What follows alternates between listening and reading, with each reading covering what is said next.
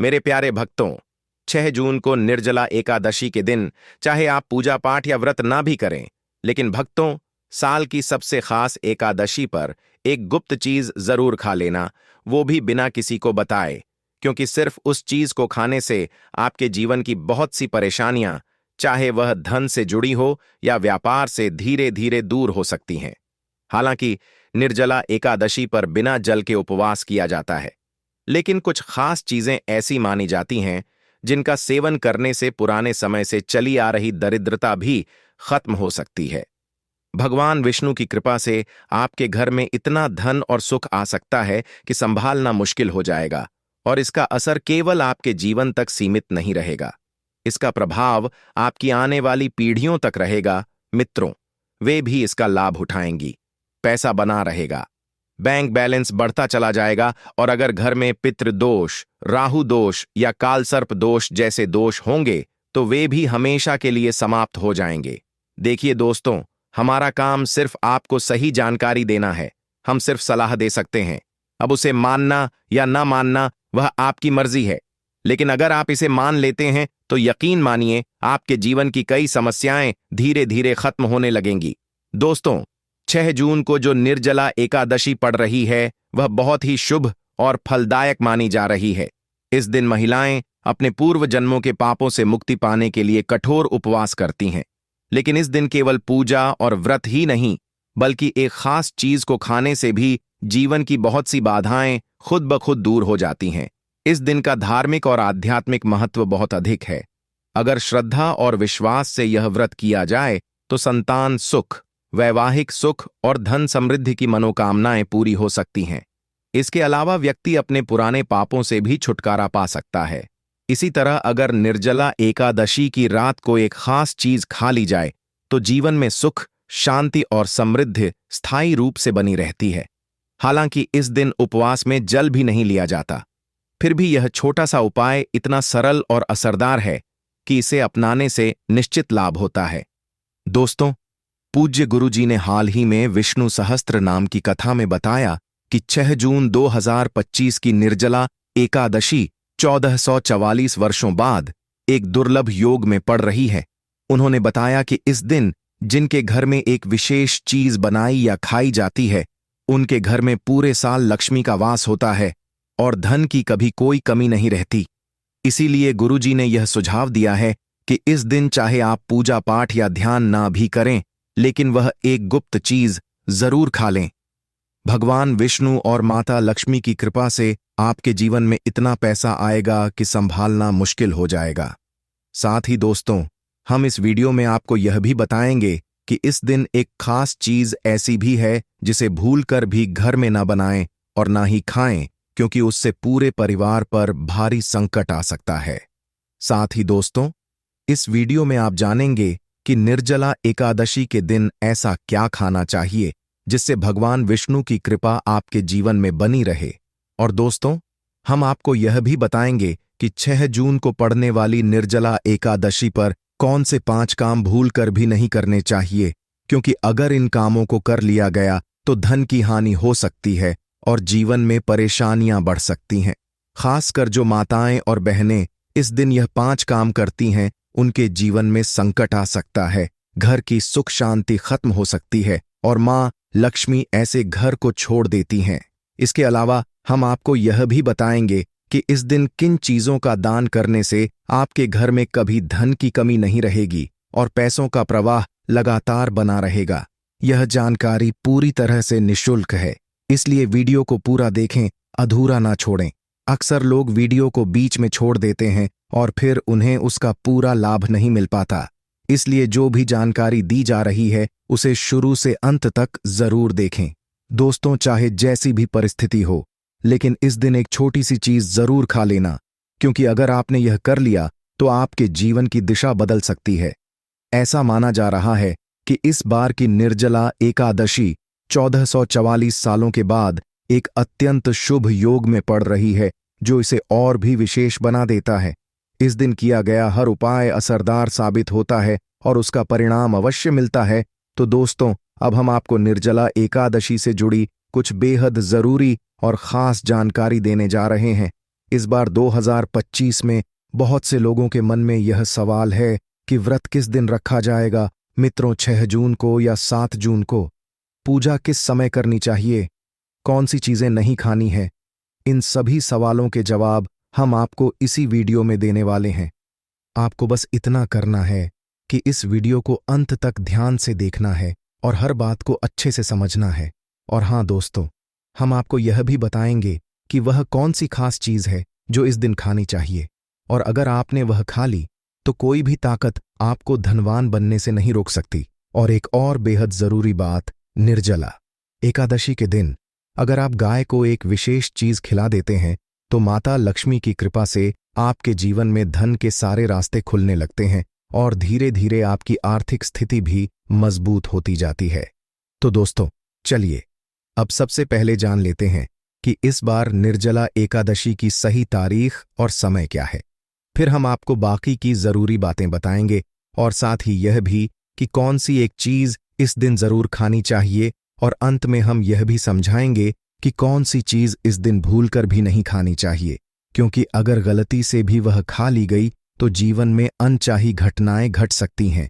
इसलिए दोस्तों, ऐसा कोई काम ना करें जो भविष्य में आपको नुकसान पहुंचा दे।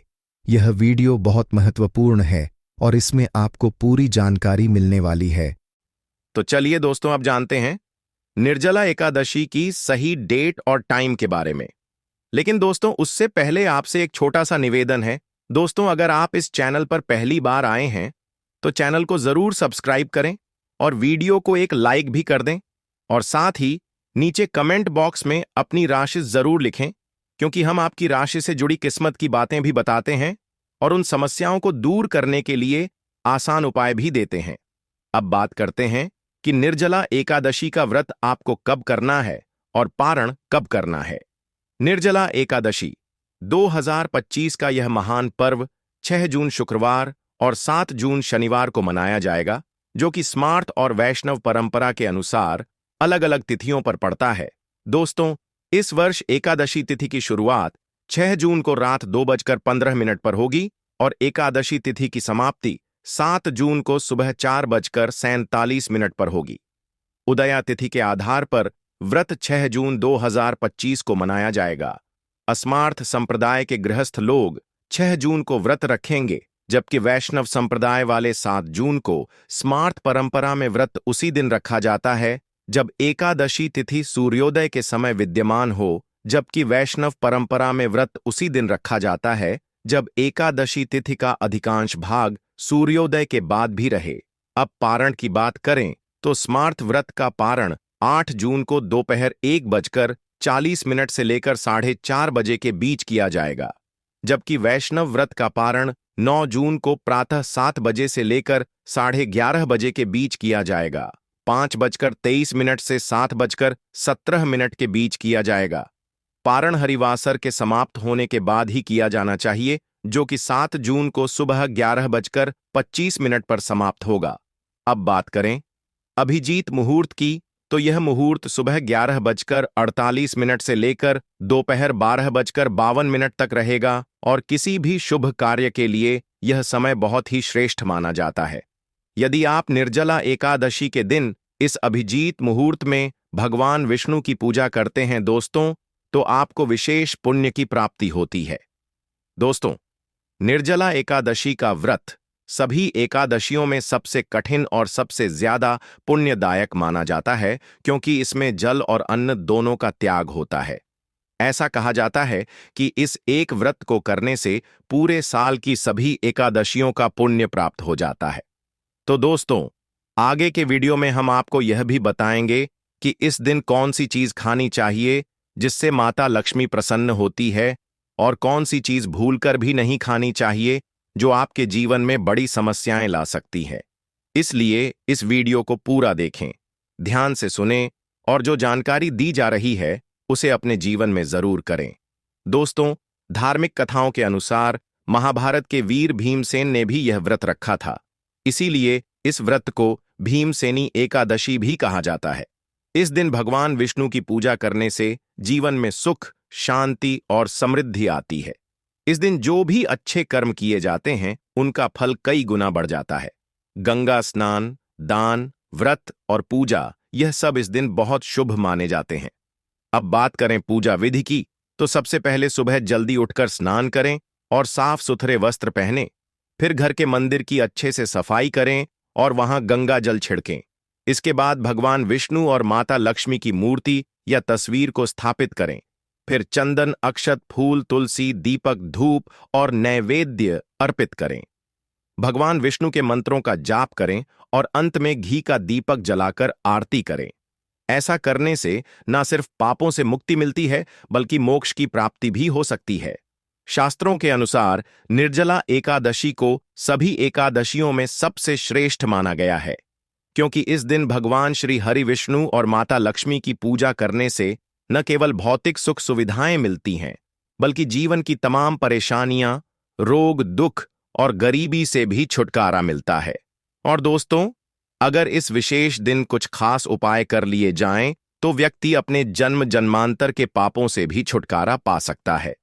दोस्तों, आगे बढ़ने से पहले आपसे फिर से अनुरोध है, अगर आपको यह जानकारी उपयोगी लग रही है तो वीडियो को जरूर लाइक करें और कमेंट में जय लक्ष्मी नारायण जरूर लिखें, ताकि माता लक्ष्मी की कृपा आपके और आपके परिवार पर सदा बनी रहे। अब आइए जानते हैं कि निर्जला एकादशी पर कौन कौन सी बातें हैं जिनका पालन करने से आपके जीवन में सुख, शांति और समृद्धि स्थायी रूप से बनी रह सकती है।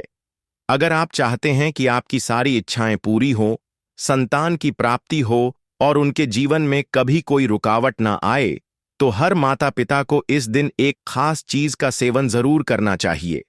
साथ ही कुछ चीजें ऐसी भी हैं जिन्हें इस दिन घर में भूलकर भी नहीं बनाना चाहिए।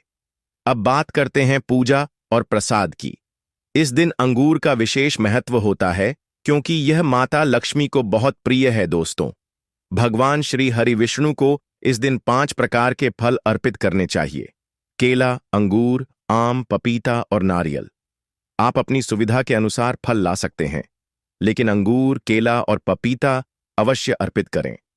अगर किसी कारणवश यह फल उपलब्ध ना हो सके, तो आप मिश्री या किशमिश का भोग भी भगवान को लगा सकते हैं, क्योंकि भगवान विष्णु और माता लक्ष्मी आपकी सच्ची भावना और भक्ति को सबसे अधिक महत्व देते हैं। अगर संभव हो तो 5 अलग अलग रंग के फल अर्पित करें, लेकिन एक बात का ध्यान रखें, नाशपाती को भगवान विष्णु और माता लक्ष्मी को कभी न चढ़ाएं। शास्त्रों में इसे नाश का प्रतीक माना गया है और यह धन हानि का कारण बन सकता है। वहीं अंगूर को इस दिन खाना बहुत ही शुभ माना जाता है, क्योंकि ऐसा माना जाता है कि इसमें माता लक्ष्मी का आशीर्वाद छिपा होता है और भक्तों इसे खाने से जीवन में कभी धन की कमी नहीं होती। इसके साथ ही भगवान विष्णु को गन्ना अर्पित करना भी बहुत शुभ माना गया है। अगर गन्ना ना मिल पाए तो गुड़ और चने की दाल का भोग भी लगाया जा सकता है। इनका सेवन करने से जीवन में आर्थिक परेशानियां नहीं आती। माता लक्ष्मी को इस दिन 5 रंग की मिठाइयां अर्पित करना भी बहुत फलदायक माना गया है।